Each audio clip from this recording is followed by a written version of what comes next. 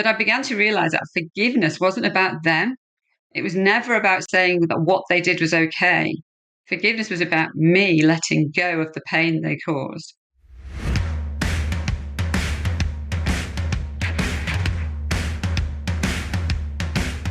My guest today is a coach who was badly bullied as a child. Growing up in Birkenhead as one of 8 children, Angela Roth faced significant challenges. But despite this, she developed a strong sense of empathy and a desire to protect and assist others who are vulnerable. This early experience shaped her character and set her on her current path.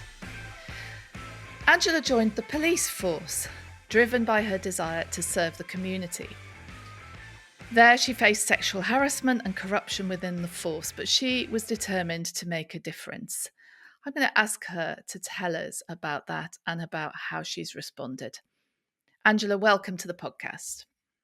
Thank you. Thank you for inviting me. Angela, I'm going to start, as we always do, by asking you to tell us a little bit, if you will, about what your own teenage years were like. And I'm guessing you might want to start a little bit earlier with your bullying experiences.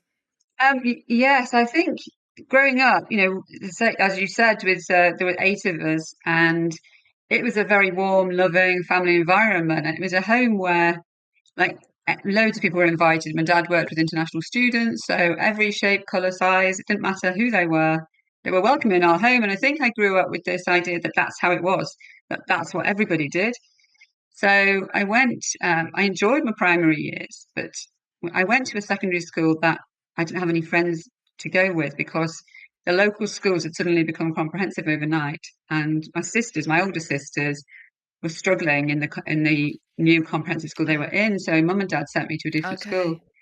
And I was quite shy. So the first thing, walking in, and there were quite a lot of girls there who'd grown up together, they'd been at school together and so on. And literally on the first day, I was just looking around, seeing if there was anybody that looked friendly. And this girl came and sat next to me and just whispered in my ear, "You needn't think you'll have any friends. Oh. Who do you think you are coming here?" And this was the first day, and it was I can remember it now, and I can remember how it made me feel. And it was just so venomous, that kind of sense.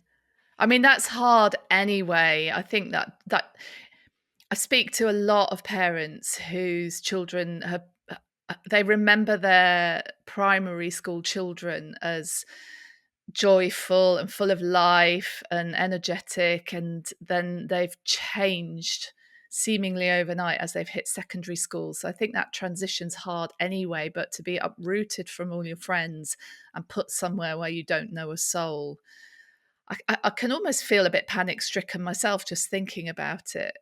Is that how it felt for you?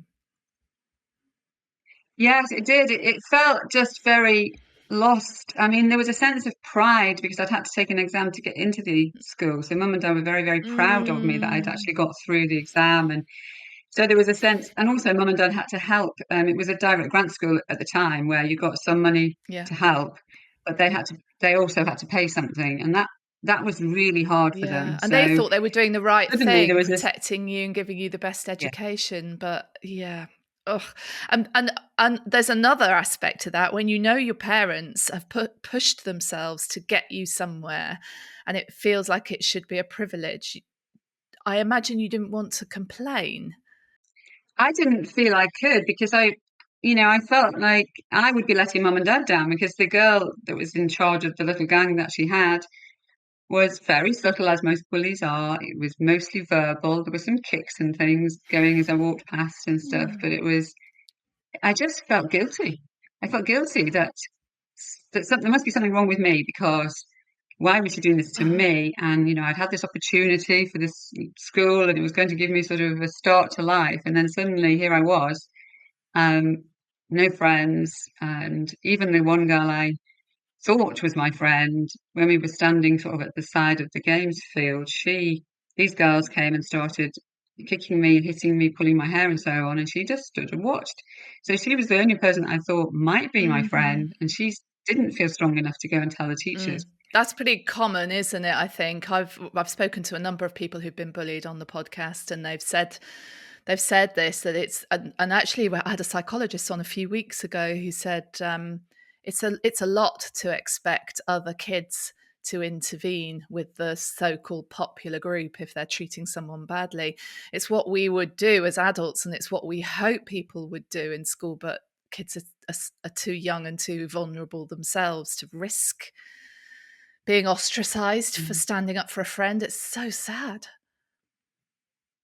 I know, and at the time when she said to me, well, I couldn't say anything because they would do it to Yeah. me, and that was her Yeah. fear.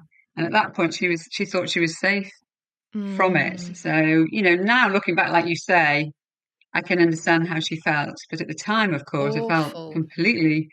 If she wouldn't even stand, how would people believe Yeah. me? If the one girl that saw it wouldn't Yeah. actually, tell Oh, anybody. you must have been. Well, how did you feel? I just felt abandoned and crushed and, as I say, Mm, guilty. I couldn't understand what it was. What did I need to do to stop it mm, happening? Um, so I would try and stay out of their way as much as I possibly could. But I was in classes with them a lot of the mm. time. So we were in the corridor together a lot of the time. And my coping strategy, and I sort of understand that more now, but my coping strategy became food. My mum and dad, I had bus money, but I didn't actually want to go home on the bus because they would Right. be at the bus stop. So I used to walk home, which meant that I had my bus money in my pocket and I could buy chocolate with it. And chocolate gave me a feeling of um, warmth, I Mm. suppose. It's a dopamine hit that you get from chocolate, isn't it? Serotonin, isn't it? Some of the it provokes some hormones. The sugar is a rush. Yeah, yeah, and that became a habit really each day. Um, Stopping for chocolate. Mum couldn't understand why I was gaining weight, Oh. um, and of course that didn't help the bullying No. because No, it's really understandable to want to seek some form of comfort, isn't it? When you're really in a tormented situation and there's nothing you can do about it. And you mentioned guilt, and it equates to shame. That anyone should feel ashamed of being bullied when they haven't done anything wrong. It's just awful. But it's such shame is such an overwhelming emotion that people will do anything to escape from it. So it's not really surprising that people turn to, well, not young children. Well, I suppose some of them do. I'm thinking about alcohol as well, because that's another thing.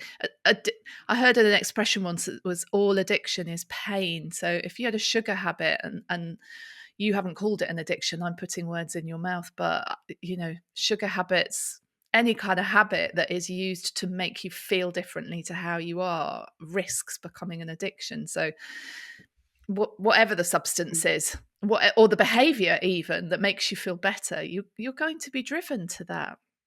yes, yes, and it did become a form of addiction. I don't mind saying so. I think sometimes we shy away from that word because the automatic assumption is must be drugs. If they talk about addiction, it must be drugs, and of course that's not true. But it did become and became it has been a lifelong battle to move away from that and to understand why that happened and where it came Yeah. from. And it was only by eventually helping other people to lose weight, losing weight myself, and helping other people to do it that I began to realize what the story was and where that kind of behavior came from. Mm. Which, but I mean, for many people, it could be that they never find out. They just carry on using the Mm. behavior. And feeling ashamed of it if they don't like the results of it. So alcohol leaves you feeling awful. It changes your behavior. Sugar can make you gain weight, which is obviously was detrimental for you. It it's easy to carry on with those things because you don't feel able to give them up, because otherwise how would you cope? And then berate yourself for doing it because you don't like the consequences of it. And so it's a vicious cycle.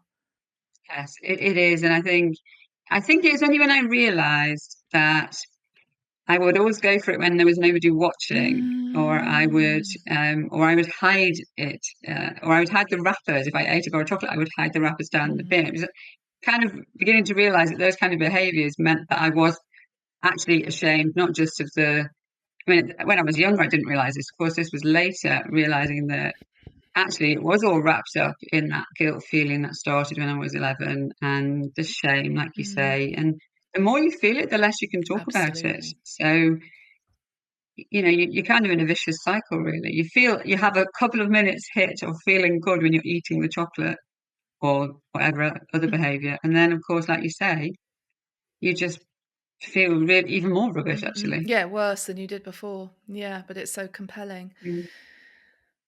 So, did you just keep all of this to yourself? What did you do? I did keep it to myself, and because of that, it did end.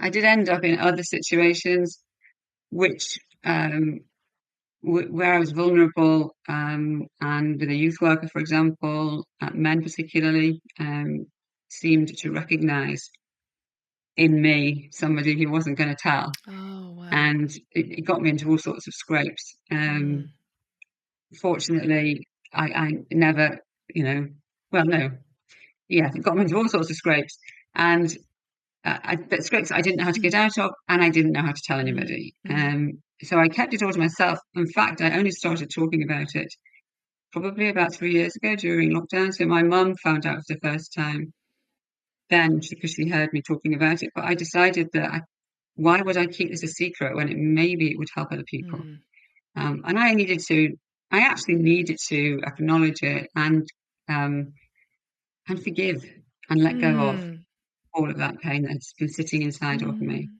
for all those years. Wow. That's huge, isn't it? I'm Are you able to say any more about what you've started to disclose and how that's helped you? Yeah, I began to realize that if I could talk about the guilt and acknowledge that none of that was my Mm, fault, and there was a kind of a, an, a sort of realization in me that I'll go back slightly further, is what it had left me with was this feeling that I was a second-rate person, mm, that maybe I'd been born by accident, maybe that I didn't really have um, an identity, or I wasn't really the sort of person that should be here. Now I kind of dealt with that through having children, marriage. My husband is absolutely wonderful. And there was lots of ways that I saw past that, but it wasn't until it finally sunk in. And I'll tell you what happened was that the miracle of my birth suddenly became real to me, in the sense that the egg and the sperm are like, it's miraculous that they get together. And when I actually fully understood just how miraculous the point of conception is, then I realized I wasn't here by accident. And that made a huge shift inside of mm. me. And it began to show me that actually, if somebody bullied me or was horrible to me or tried to take advantage of me, that was their problem. It wasn't my problem. It was their problem, and it was they probably had a lot of Yeah, pain inside of them. They probably were reacting to something that was going on, which I wouldn't understand and I could never no. change. But I just literally decided that I wasn't going to take the blame for it Mm. anymore.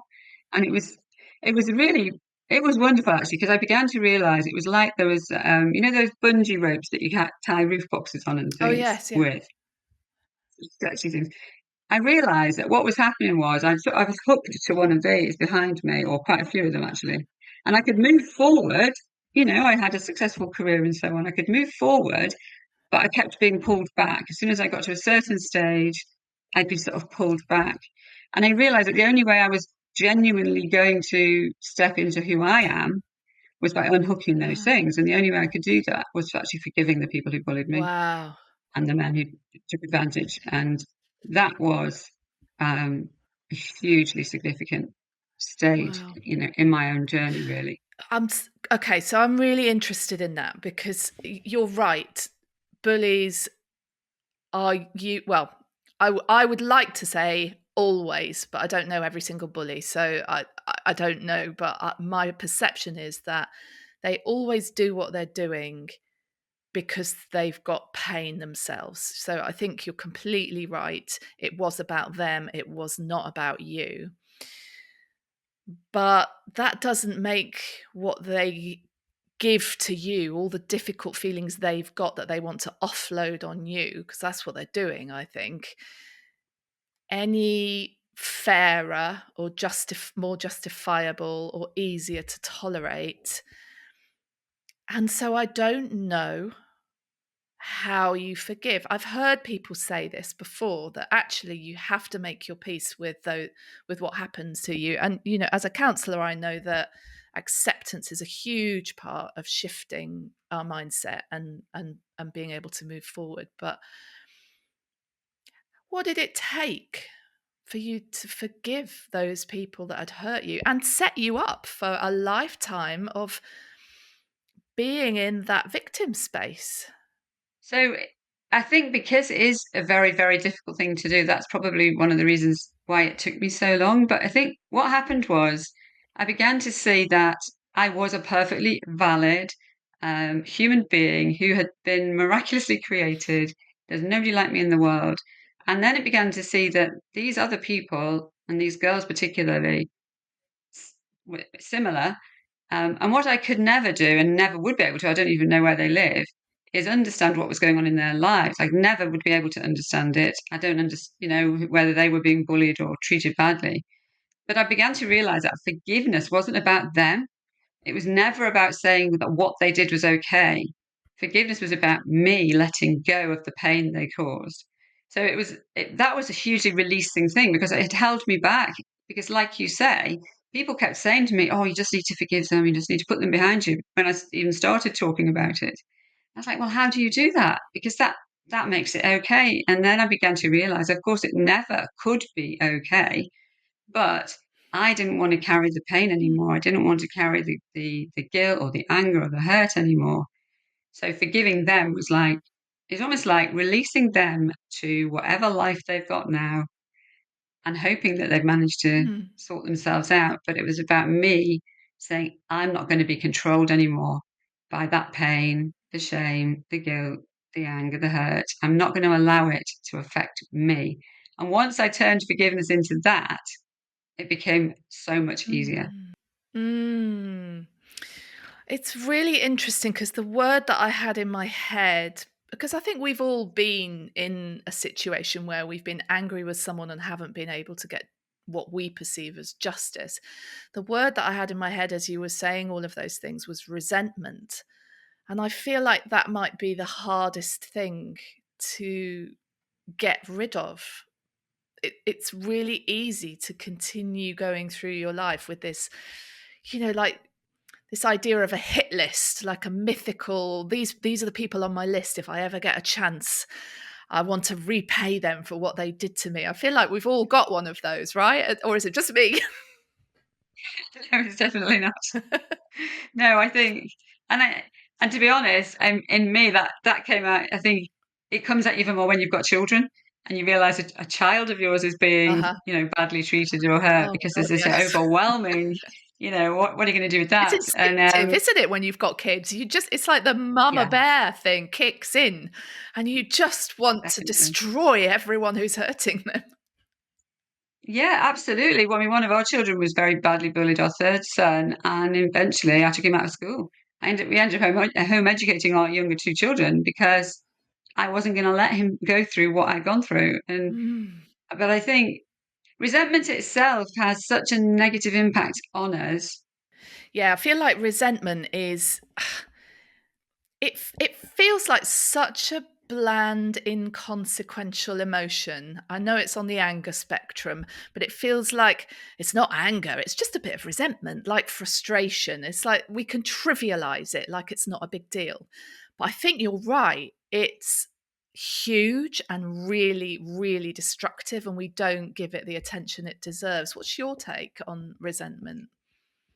Yeah, I think you're absolutely right. And I think one of the things that helped me to deal with it was I remembered my mum and dad took loads of people into our house, and one of it was elderly people, elderly women particularly, because they were, on their own, the widows in the area. And as a child, I was very struck by the difference between them. And there was one dear old lady, I know she'd had a bad life, but she never had a good word to say for anybody, and her whole face and features showed the lines around her mouth, around her eyes, Whereas the other ladies just were jolly and happy and so on. And they would Mm. always be very positive. Mhm. And it did have a big impact on me because I began to, I remember thinking, what's gone on in her life Mm. that's made her look like that? And it was as much the way she looked as what she said. Mhm. And that struck me later on that I did not want to be like that. I think resentment, if you allow it to grow and sit, I think you Mm. can hide it Mhm. when you're, generally day to day, but there are triggers. And when those things trigger that resentment, Mm. you'll hear people snapping or saying Mm. something horrible, or, at work, they'll be the one that makes the snide comment about the person who didn't lose their baby weight or, uh, you know, that kind of Right. stuff. And Yeah, that all the did have people. quite an impact. Yeah, I'm just thinking about all the people who seek out the drama, like the trolls on social media, all the people who are the first to pick up on a really terrible news story and doom monger about. I don't know if that's a word, or if I made that up, but the doom mongering that goes on, and it's like they're drawn to tragedy and negativity, and then those are often the people who are very quick to anger, like you say, who will snap and hurt people, and they probably don't know that it's about some lingering deep-seated resentment caused by an upset. Because let's face it, going back to that quote that I said earlier, all addictions like pain about pain. Everything negative in the way we respond is about pain. Usually it's just that we don't tend to recognize it until we've done some deep work. I know counseling is different to coaching. And when we're getting off topic, because I want to come back to your time in the police force, but what's your take on it as a coach, helping somebody let go of resentment? Well, I think having had counselling myself, and one of my sisters had a lot through some problems she had. Um, the reason I moved into coaching instead was actually because my experiencing of counseling was it was a great place to talk about myself, to acknowledge that I wasn't the only one that was suffering in that way, that there were Mm. other people. So I had kind of permission to experience the pain, if you like. Mm. And that was, encouraging, and it probably was a first stage to acknowledging what I was going through. However, it didn't give me the tools to escape from it. And Mm. that was really clear to me, and it's the same with my sister. Now, I'm not saying that counselling is wrong, so please don't think that, but No, for no, no. me, I'm interested in the difference because I think some people at times in their lives need counseling and some people need coaching. And I think people struggle to know which it is that they need. I think quite often for anyone that's been traumatized in any particular way, counselling should come first because it needs a space to really accept that what you've been through is okay that you struggled with it. That Yes. there's no blame or Yeah. shame that Mhm. you struggled with whatever it was. And I think counselling is really powerful at that place. Mm. Once you've got to that place of acknowledging that you're not alone and that it's understandable why you felt how you did, Mm. the coach is somebody who can come in and help you to let go so that you can don't you stop living with that pain and you have a place where you can really move forward and step into who you want to be, and actually probably who you always should have been and Mm. would have been if you hadn't have been through that situation. But also it takes the positive out of the pain, and Mm. it says, what did you learn through it? How can you help somebody else who's going through it? And it Mm. brings it into a place where it's a powerful, powerful thing. So just a quick example, when my brother died, who was my hero and my rock, and he died of brain cancer nearly 20 years ago now, Mm. my world fell apart completely. Yeah. Literally, I had no, because I could tell him things, and it Mm. just, I didn't know how to deal with it at all. Counseling really helped me to accept that it was okay that I was going through that pain. And just because other people were losing things didn't negate my pain. So I needed that space to give myself permission to grieve. Yes. But then I needed a way, as I've gone forward, to turn it into something that I can now move other people and touch other people and help them to step forward. So I can use that pain. It never goes away. I'll Mm. never have a point where I don't wish my brother would walk through the door, Mhm. but I've grown around it and something stronger has come out of me Mm. because of it. And that's where coaching comes in. Mm. That's really interesting. So, yeah, I'm a bereavement counselor as one of my specialisms, and there's a theory of grief. I think it's Tonkin's theory of where grief is like a fried egg. So, when you break an egg into a pan and it starts to cook, the white spreads out. The yolk never gets any smaller. That's the grief, the sadness. It never gets any smaller, and people want it to get smaller. Um, and it's coming to terms with the fact that the grief never gets any smaller, but your life spreads out and grows around it, which I think is a really nice theory. And you've just kind of described that process. What I'm struck by with coaching is that it sounds like coaching is um, there's more proactivity to it. Again, if that's a word, look, it's a proactive goal setting and action points that you can do to proactively make your life better. Have I got that right? Yes, it's and that the picture of the egg is absolutely spot on. Exactly Mm. how that happened for me. And the coaching side, what it did was it turned that yoke, if you like, into a springboard that I could jump from, and and I Mm. can go back to and jump from again, and it Mm. gives me power to step into a situation that I find myself in where people will start opening up to me about things, and they'll say, "I don't know why I'm telling you this." No, I Mm. do. I've started talking about this, and I know why they're doing it because there's something in me that resonates with what they're saying. And Yes. I think for anyone, if you can have an opportunity to do that with the pain that you've been through, then it changes your life completely. Yeah. Yeah, that is quite profound because there's a lot of cliches. Well, they're not cliches, but to a hurting person, they might sound like cliches around use your grief, use your pain.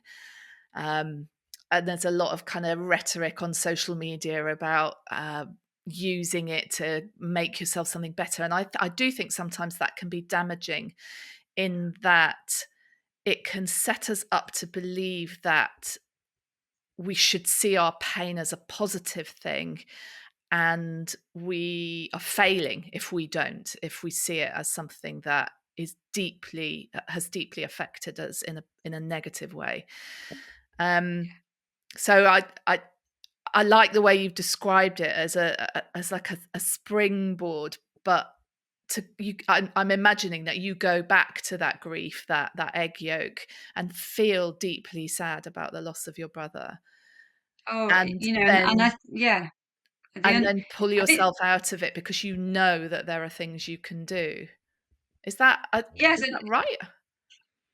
yeah, I mean, I would say it's about it never leaves me. Mm. And I think it was when I realized that that was okay, that the hole Yeah, that he's left is never going to be filled. Nobody will ever replace yeah, my brother. They can't. And but that that's okay. that's okay. Yeah. It's absolutely fine because he had really special place in my heart. And um, at one point I would have, and sometimes I still will tear up when I'm talking about Yes. him. Mhm. Probably less so when I'm explaining how it's helped, how understanding that it's okay to have that pain and to have that hole, Mm. and there's nothing wrong with the fact that it's still there. Mhm. Because you're right. When people used to say to me, "Oh, well, in the future to come, it's going to make you a woman that you never would have What been," and doesn't all of kill this, you makes you stronger, that awful phrase. it's just rubbish. But Yeah. what will make you stronger is when you recognize that the hole is there and that it's okay for your life to grow around it. Yes. Yes, and it's okay to still have pain and to cry sometimes. You can recover from that each time you do it. Yeah. Yeah, that's what I was trying to say. Yeah, you said it much better than me. Right, Angela, I'm really curious about this time you spent in the police force. Tell us a little bit about what that work was like and where the sexual harassment came in. Well, when I was in the police force, it was by the time I joined, women were supposed to be equal to men. Mm. And there'd been law changes. And, in the old days where police women, for example, didn't patrol the streets, you had just one on overnight just in case a woman was attacked Oh, and that right, sort of yeah. thing. All of that, was well out of the way by the time I joined. And In theory. supposedly, Yeah. um, we were equal and therefore were supposed to do exactly the same job. So that was, there were women there who had been fighting for that for years, and Yeah. obviously by the time I joined, some of those women were still there, but they were much older. But a lot of women had left, of course, when all of that change came in. But a lot of the men had not changed. They had not embraced this change at all, and Mhm. they still saw themselves really as the real police officers, and that the police women were useful, but could be done without really. And Mm. particularly the older bobbies, and particularly sadly those who were in senior positions because they had been in the police through all the changes and had been used to being um, in this masculine world and sort Yeah. of being revered by the police women. So some of it was very subtle, where, for example, maybe I'd be doing something at the desk and a certain inspector would come in and he would make out that he needed to pick something up from the desk.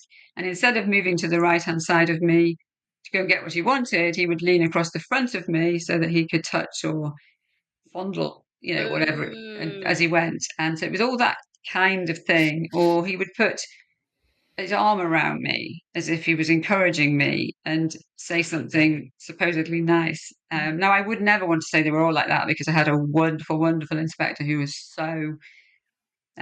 I admired him so much, and he was utterly the opposite. But Mm. there were enough of these people who were still part of the police force. And the thing was, you couldn't talk about it because nobody did. It Mhm. was accepted. It was part and Right. parcel of being a policewoman. This Mhm. was what you just put up with. Um, some of the Mm. police women actually were even worse in a way because Yes. I yeah, I didn't fit them. I didn't fit their bill. So I was still in a bullyable state of, again, if that's a word, I don't know if it is, but um, there was something about me clearly that triggered certain people, and I didn't swear. I didn't sleep around. So there were various things that certain policewomen did do. And because I didn't, it clearly triggered them and probably made them feel guilty. I don't know. But Mhm. they then saw it as their duty to belittle me Mhm. and, ask me, make sexual comments to try and get me to join in with or to Right. embarrass me in front of people. So the women I found that harder Yes. actually, I to sort of understand take that. on board. Yeah, like you didn't fit the mold, and so they were trying to force you into it, and your resistance would have left them wondering what the heck to think of you and what to do about you. Yes, yes. So even for example, I got engaged when I was in the police, and I was so happy. I mean, my husband is just so wonderful. I got my engagement ring on. I was so proud of it. And this one particular policewoman just pulled it to pieces. She pulled it to pieces. It wasn't good enough. It wasn't big enough. It wasn't Oh, enough diamonds in it, and all wow. the rest of it. Wow. We had very little money. We were trying to save up for our house and all of this.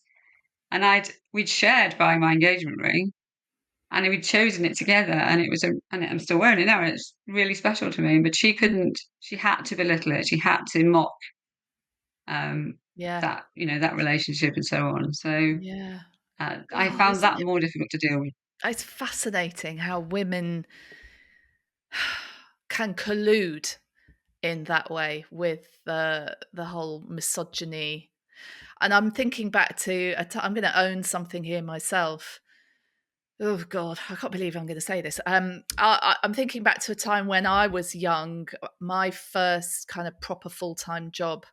I was probably about 23, 24 maybe, and I was an area manager for pubs. And I'm talking 35 years ago. So, um, Very similar as you were describing the police. I could I've got very similar recollection of being a young woman surrounded by middle-aged men primarily because those were the pub landlords and their wives who actually secretly ran things from behind the scenes, a lot of them. But deferred and let their husbands take their or their partners take the limelight. Um, and I don't think I realised what my what my role needed to be because it was a different time.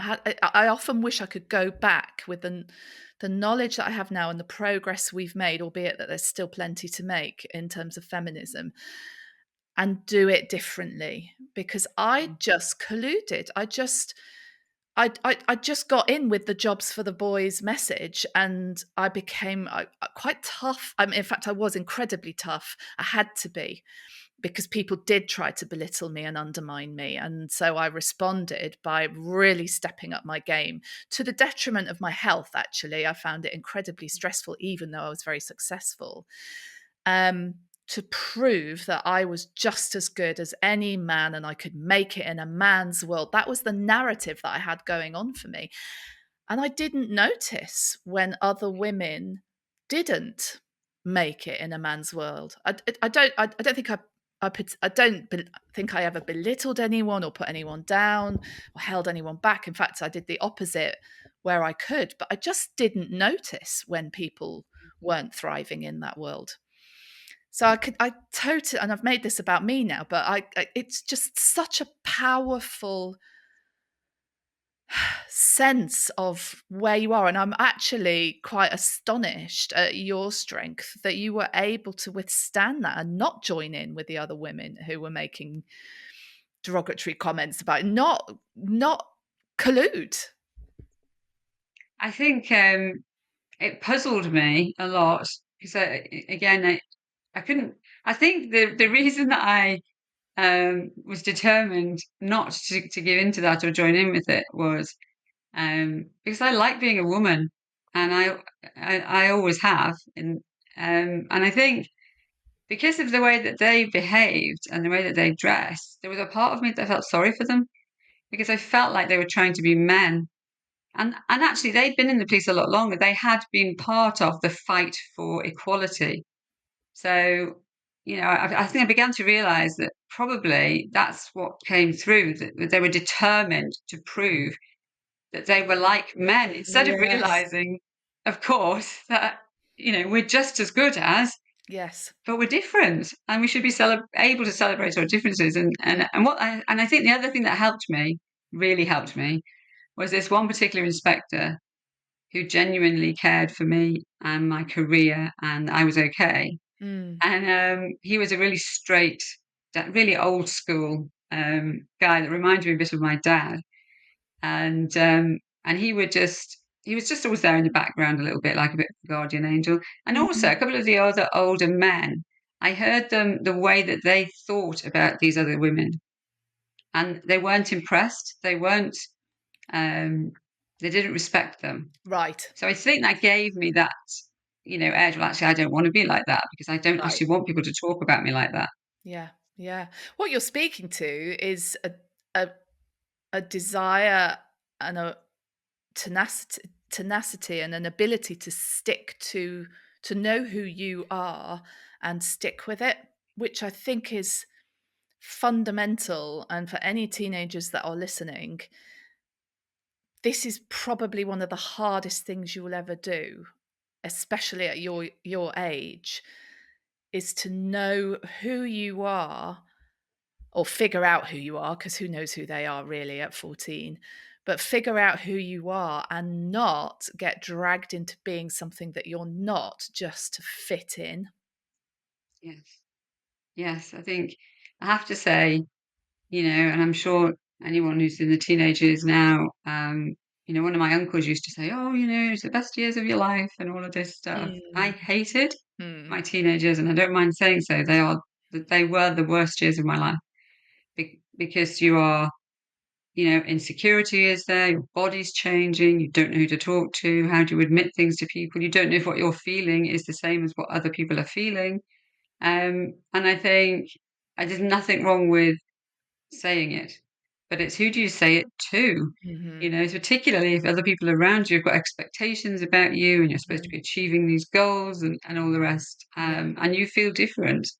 So, I wish I could have talked to somebody at the Yeah. time.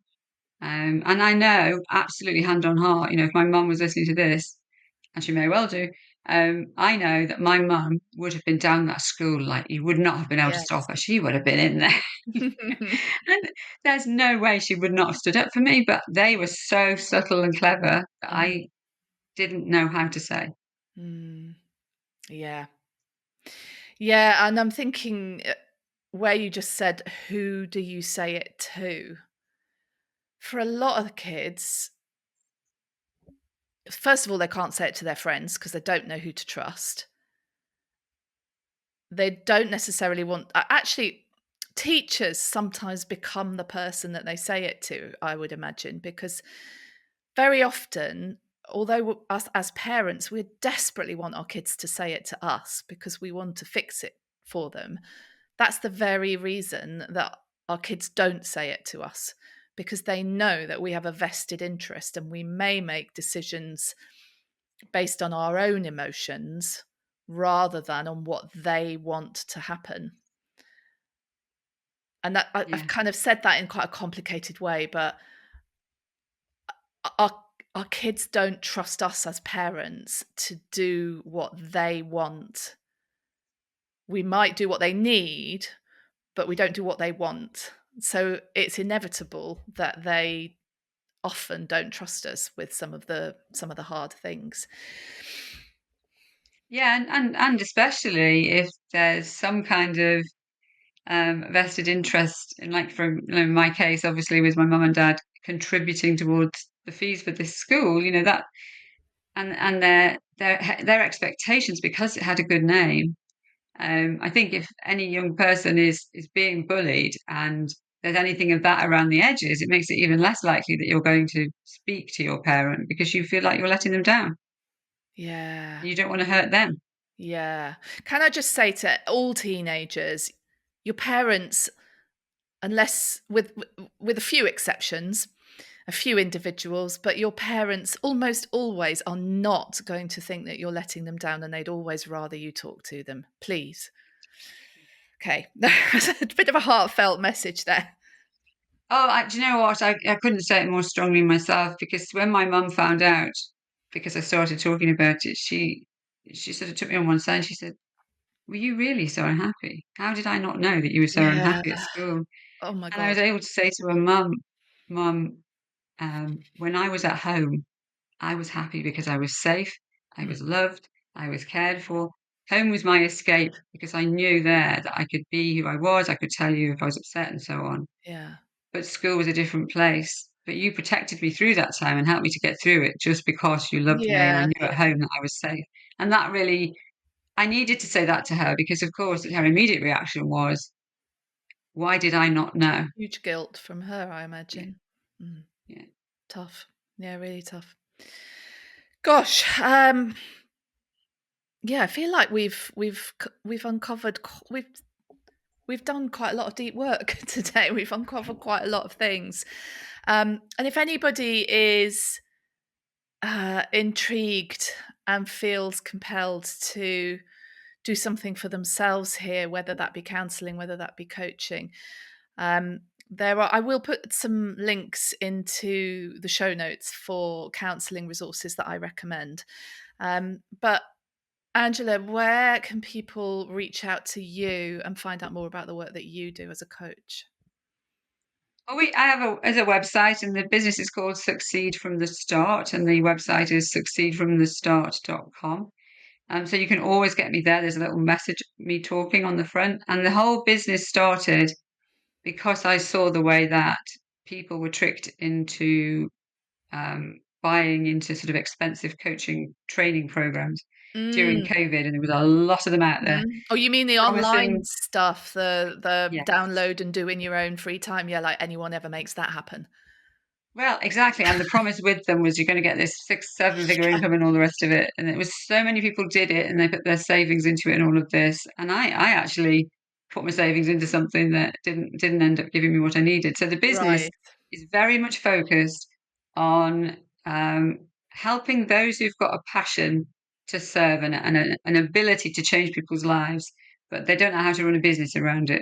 So it literally helps them go from A to B, setting their business up with all the tech support and everything behind that. Right. But the whole purpose of it is to get their voice out there, to get them in front of the people that they can help. Mm. And I always love, if there was a young person that was sitting there thinking, I need some help with this, that's a passion that I've got to help those people unlock that part of them so that they can move on and move forward Mm. and achieve what they're capable of and not be trapped in that circular world of never knowing how to get out of it. But Mm. that's the best place. I'm on Facebook, LinkedIn, Instagram, so you'll find me there with the Succeed from the Start. Even if you put the hashtag in, you'll find me.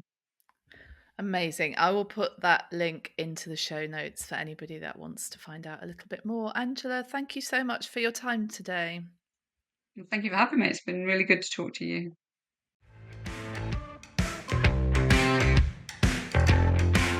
Thank you so much for listening. I really do appreciate it.